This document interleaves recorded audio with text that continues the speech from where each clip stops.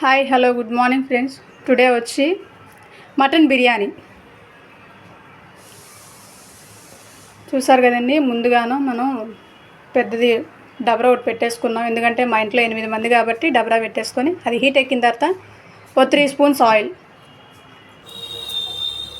చూసారు కదండి. ఇప్పుడు మామూలుగా మటన్ బిర్యానీ అనుకున్నాం కాబట్టి దాంట్లోకి బాదం పప్పు, జీడిపప్పు, పచ్చి కొబ్బరి, గసగసాలు మొత్తం కలిపి మిక్సీ పట్టేసుకుందాం.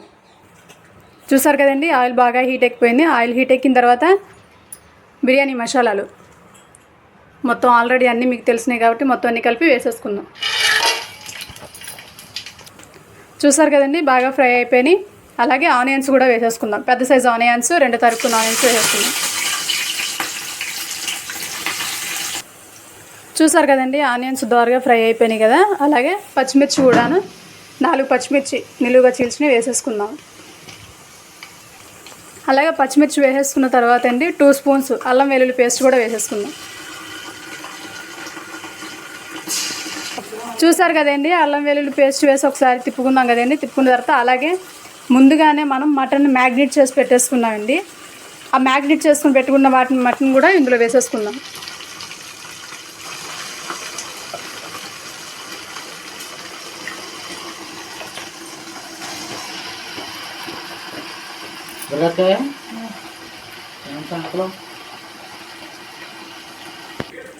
చూసారు కదండి, మొత్తం మనం మ్యాగ్నేట్ చేసింది మటన్ అంతా వేసేసాం. 50% ఉడికిన తర్వాత అలాగే biryani masala O T spoon వేసేసుకున్నాం. చూసారు కదండి, బిర్యానీ మసాలా 2 స్పూన్ వేసేసిన తర్వాత ఒకసారి తిప్పుకున్న తర్వాత అలాగే ఇప్పుడు ముందుగా మీకు ఆల్రెడీ చూపించాను కదా, మనం కొబ్బరి, జీడిపప్పు, బాదం పప్పు, గసగసాలు అవి మిక్సీ పట్టేసుకున్నాం కదండి. దీంట్లో వేసేసుకుందాం. ఇప్పుడు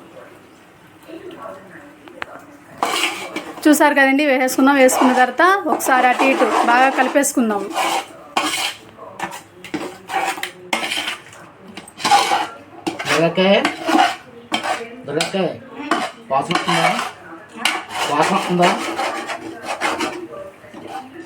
ప్లేట్ ఇచ్చిన వాసన వస్తుందా? వస్తుంది. అందుకే గవ్వ వచ్చి అక్కడ వాసన వస్తుంది. మొత్తం చూసారు కదండి, మొత్తం అన్నీ వేసేసుకున్న తర్వాత ఎట్లా ఉందో అసలు స్మెల్ అయితే అదిరిపోయిందండి. తినక ముందే నోరు ఊరిపోతుంది. అలాగే ఇప్పుడు మనం ముందుగాను కడిగి పెట్టుకున్న బాస్మతి రైస్ అండి ముందు నానబెట్టేస్తున్నాగా అవి వేసేసుకుందాం.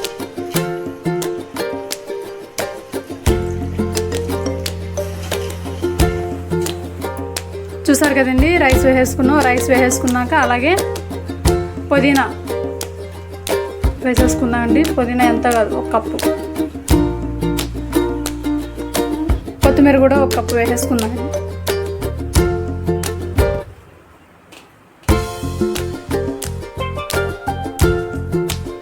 అలాగే వాటర్ కూడా అండి, ఆల్రెడీ రైస్ అయితే ఎంత అయితే తీసుకున్నామో దానికి సరిపడా వాటర్ కూడా వేసేసుకుందాం.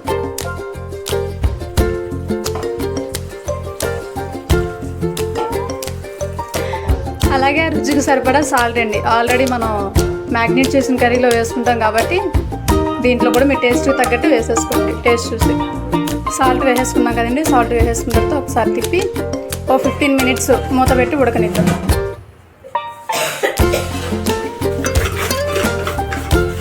చూసారు కదండి, 15 మినిట్స్ తర్వాత తీసాము మూత. అబ్బా, మొత్తం బాగా ఉడికిపోయిందండి. అసలు మంచి స్మెల్ వచ్చేసేస్తుంది.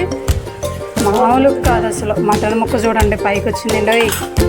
మీకు ఒక పీస్ కావాలా? వచ్చేసేయండి అయితే త్వరగా. చూసారు కదండి, ఉడికిపోయిన తర్వాత అలాగే ఒక 2 స్పూన్స్ నెయ్యి కూడాను వేసేసుకుందాము.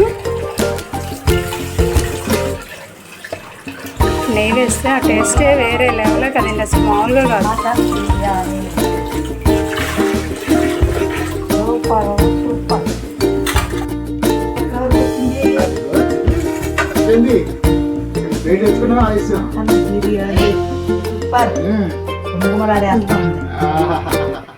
పక్కింటి ప్లేట్ ఇచ్చి రావద్దని చెప్పు, సాల్దని చెప్పు. అంతే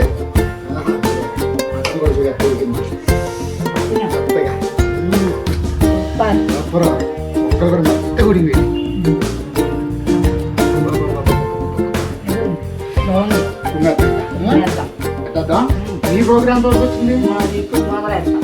మొదలెట్టు నువ్వు కూడా కుమ్మేసి నేను కూడా ఏది ఏంటో చెప్పు మటన్ కర్రీ కర్రీ మటన్ బిర్యానీలోకి మటన్ కర్రీ మటన్ బిర్యానీలోకి మటన్ కర్రీ. అదే కుమ్మేద్దా చెయ్యి ఓకే ఓకే డిష్